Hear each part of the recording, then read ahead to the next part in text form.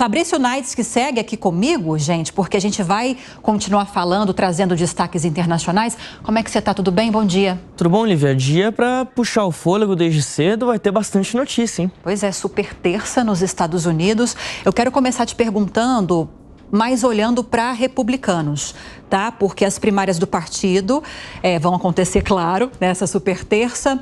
Donald Trump e Nikki Haley se enfrentam em 15 estados. Eu quero começar com destaques do Trump. O que você traz pra gente? Perspectivas. Olha, perspectiva de ser um dia arrasador para Donald Trump nesta super terça. Lívia, bom dia para você, para o Colombo, todos que acompanham o Jornal da Manhã. Donald Trump já tem 273 delegados. Para conseguir a nomeação, ele precisa de 1.215. Hoje estão em disputa 865. É claro que ele não vai ganhar todos inteiramente, porque na disputa das primárias, a distribuição dos delegados é proporcional à quantidade de votos que um pré-candidato recebe. Mas ele pode conseguir, sim, um número muito grande. A expectativa é de que ele vença em todos os 15 estados que estão em disputa pelo Partido Republicano hoje. E aí ele consiga uma vantagem tão grande, mas tão grande, que a Nikki Haley vai precisar abandonar a corrida, a pré-candidatura à Casa Branca. Lembrando que no final de semana ela havia conquistado uma primária, né, no estado, em Washington, D.C. A gente trouxe isso aqui no Jornal da Manhã ontem, mas se isso foi uma boa notícia, ontem ela teve uma notícia ruim, porque ela perdeu a disputa, ou melhor dizendo, Donald Trump ganhou a disputa na Dakota do Norte, ou seja, mais um estado que acaba escolhendo Donald Trump. A questão aqui é a seguinte: qual vai ser o tamanho do apoio que ele vai receber e qual vai ser a característica dos eleitores que vão escolher Donald Trump? Essa é a grande dúvida. Ele tem perdido um certo apoio entre os eleitores mais moderados. Ele tem ganhado apoio, claro, entre aqueles mais conservadores, o pessoal mais à extrema direita. Mas quem está mais ao centro, quem está mais aquele eleitor mais tradicional republicano, ainda está um pouco ali ressaviado com Donald Trump e pode tender a escolher ali Nikki Haley. Essa é a grande questão de hoje, mas a expectativa é de uma vitória arrasadora, muito provavelmente nos 15 estados, Lívia. Mas, de fato, o destino de Haley vai ser definido hoje. Deve ser definido hoje. Muito difícil ficar uma indefinição ainda depois do dia de hoje. É muito difícil. Vai ser uma questão de quando ela vai anunciar a saída da candidatura, a suspensão da candidatura, mais do que provavelmente se ela sai ou não. A gente lembra que ela havia falado ainda na semana passada que ela ficaria na pré-campanha até hoje, pelo menos, até a super terça. Porque aí os resultados, se o Trump de fato ganhar nos 15 estados, como há a previsão que ele vai ganhar, é o que as pesquisas indicam, aí fica inviável ela manter a candidatura. Como que ela vai conseguir provar para os financiadores da campanha dela, principalmente, que ela tem condições de reverter o resultado? Sem dinheiro não dá, É quase impossível. Sem dinheiro você não faz campanha. E aí a gente tem uma possibilidade do que vai... A gente começa a imaginar o que vai acontecer com a Nikki Haley.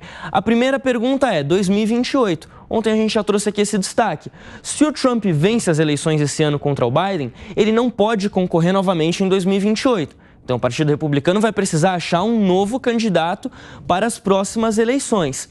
Se o Trump perde as eleições também esse ano para o Biden novamente, aí também uma outra candidatura dele em 2028, embora possível, ficaria ali um pouco complicada, porque ele perde força política dentro do partido, a questão da idade também volta a pesar, a narrativa, ele tem essa vontade, esse desejo de concorrer novamente contra Biden, porque até hoje ele não aceita o resultado das eleições em 2020. Então a gente tem aqui, Lívia, para dar uma olhadinha novamente nesse mapa extremamente interessante, todos os estados que estão em disputa hoje pelo Partido Republicano e o número subsequente aqui de delegados por estado.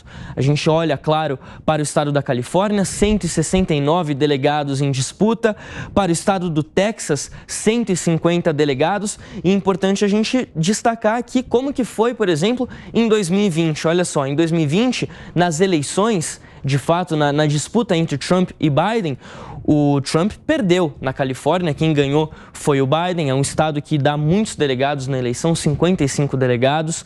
No Texas, o Trump ganhou, mas se a gente voltar um pouco mais no tempo, lá em 2016, quando foi aquela disputa primária mais forte do Trump, quando ele teve como concorrentes Ted Cruz, Marco Rubio, aí a história é um pouquinho diferente.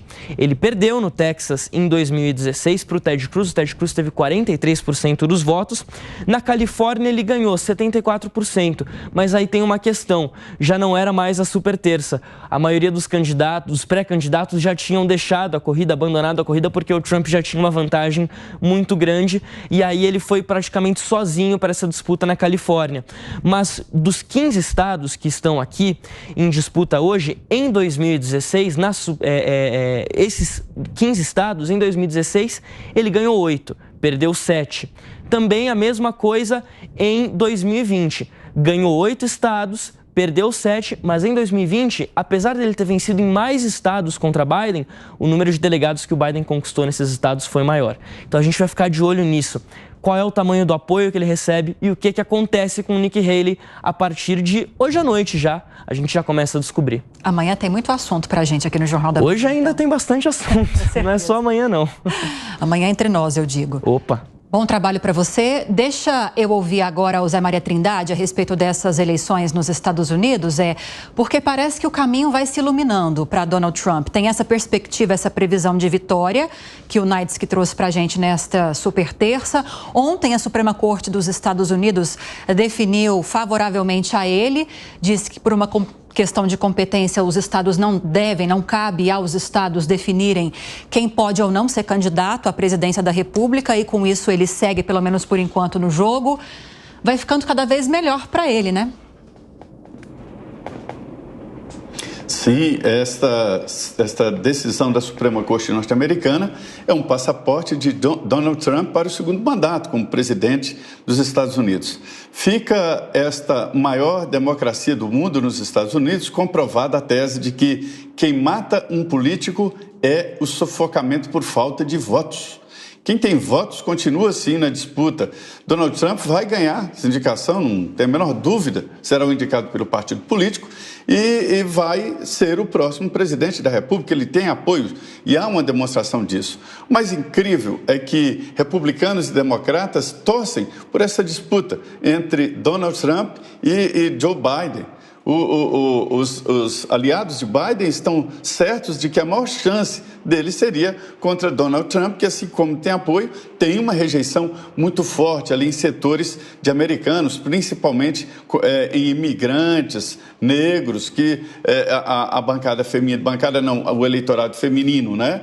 Mas de qualquer forma, a indicação de que Joe Biden não está governando direito, está até debilitado, isso passou uma impressão muito forte para os norte-americanos. E num momento histórico em que os Estados Unidos enfrentam a China, né? A China cresceu, já existem muitos historiadores dizendo que ela já é a maior economia do mundo, não fica maior como país do que os Estados Unidos, porque os Estados Unidos têm um poderio militar muito grande e um grupo de aliados muito forte, né? Mas é o passaporte de Donald Trump para voltar à Casa Branca. O Zé Maria, eu queria saber de você o seguinte: você acha que agora, com a confirmação jurídica, digamos assim, da possibilidade de confirmação da candidatura do ex-presidente Donald Trump, os democratas podem tentar mexer em alguma coisa? Afinal de contas, as pesquisas indicam alguma vantagem, umas mais tênue, outras um pouquinho mais contundente para o ex-presidente Trump.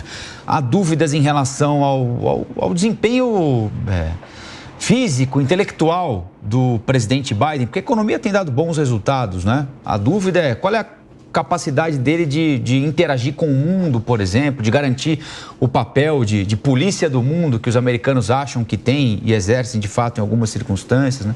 Você acha que existe alguma possibilidade de mexer com isso ou não tem jeito? Os democratas estão torcendo por esse confronto. Eles entendem que o melhor para Joe Biden é enfrentar mesmo Donald Trump. E os republicanos acham que a mesma coisa, que é melhor enfrentar o Joe Biden. Eles são codependentes, né? Um quer enfrentar o outro, mais ou menos aqui como Lula e o ex-presidente Jair Bolsonaro. Só que aqui o ex-presidente Jair Bolsonaro, pelo menos por enquanto, está fora do jogo, está inelegível, né?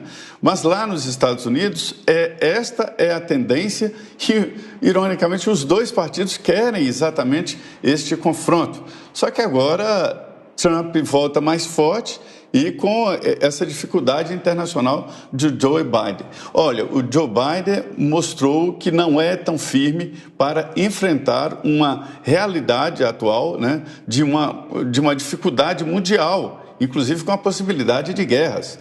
Então, isso conta a favor de Donald Trump.